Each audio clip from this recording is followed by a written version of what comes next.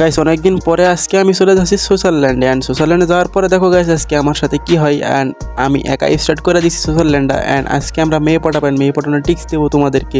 তো দেখতে থাকো আজকের ভিডিওটা। তো লেটস গো। তো গাইস ম্যাচে ঢোকার সাথে সাথে কিন্তু আমাকে বরফ দিয়ে আটকাই দিতেছে বারবার। আর গাইস আমি সুইজারল্যান্ডে ঢোকার পরে কিছু হোক আর না হোক, মেয়ে পড়াইতে পারি আর না পারি, আমার কিন্তু বরফ দিয়ে আটকাই দেয়। আর এই বরফ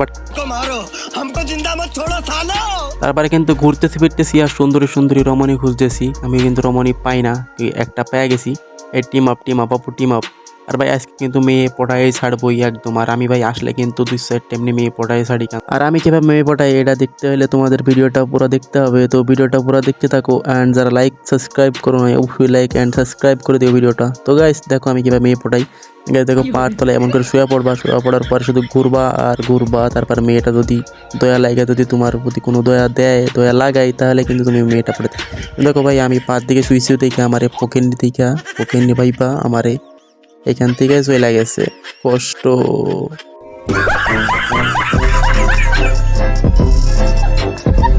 যাই হোক ভাই আমি কিন্তু হাল ছাড়া ছেলে, আমি সাগর না। তো আবার দুইটারে পাইছি, দুইটা আসার পরে ঘুষাইতেছি, ঘুষানোর পরে বলতেছি team up team up team up, কিন্তু ভাই কেউ আমার কথাই শোনে না।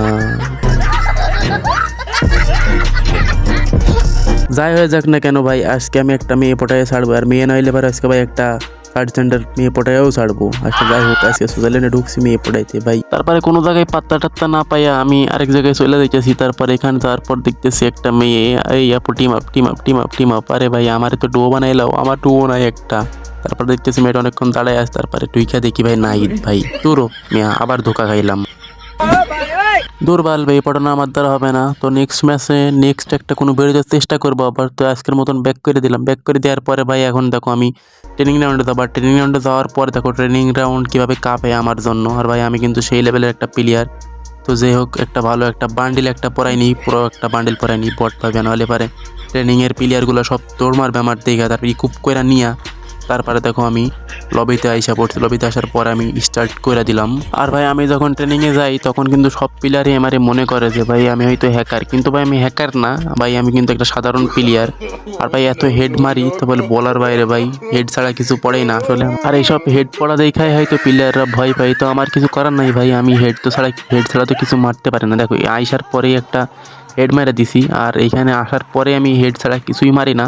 তো ভাই এটা তো আর আমার দোষ না, এটা হচ্ছে ভাই আমার মোবাইলের দোষ। উপরে তুললেই কিন্তু হেড লেগে যায়। তারপর এসে দেখছি একটা নক করে দিছি এনিমি, এটা কিন্তু ইতিহাস করে দিছি আমি ট্রেনিংয়ে। কারণ ভাই এইখানেও এনিমি নক করে আমি মারতে পারি, সবাই জানো আমি অনেক ভালো একটা প্লেয়ার। গেছে একটা ওয়াল মারার পরে আবার একটার উপর রাশ দিয়ে দিলাম। এই সাগর 100 কি পারবে এনিমিটাকে মারতে? দেখো ভাই কোনো কিছু মানার টাইম নাই। তারপর একটা স্কেলার মারা দিয়ে আবার রাশ করে দিছে হার্ড লবিতে। অ্যান্ড গাইস টিমটা ওয়াইপ আউট।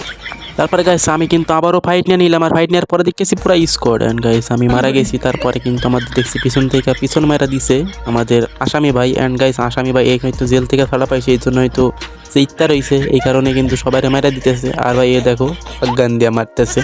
তারপরে কি গাইস আজকের ভিডিওটা এই পর্যন্ত, দেখা হচ্ছে নেক্সট কোনো ভিডিওতে ইনশাল্লাহ। তো ভালো থাকবা। আর ভিডিওটা ভালো লাগলে অবশ্যই একটা লাইক অ্যান্ড খারাপ লাগলে অবশ্যই একটা সাবস্ক্রাইব করে দিও। তো দেখা হচ্ছে নেক্সট কোনো ভিডিওতে ইনশাল্লাহ। আল্লাহ হাফেজ। আর গাইস নতুন নতুন ভিডিও করতেছি, ভুল ত্রুটি থাকলে এবার অবশ্যই ক্ষমার দৃষ্টিতে দেখবা।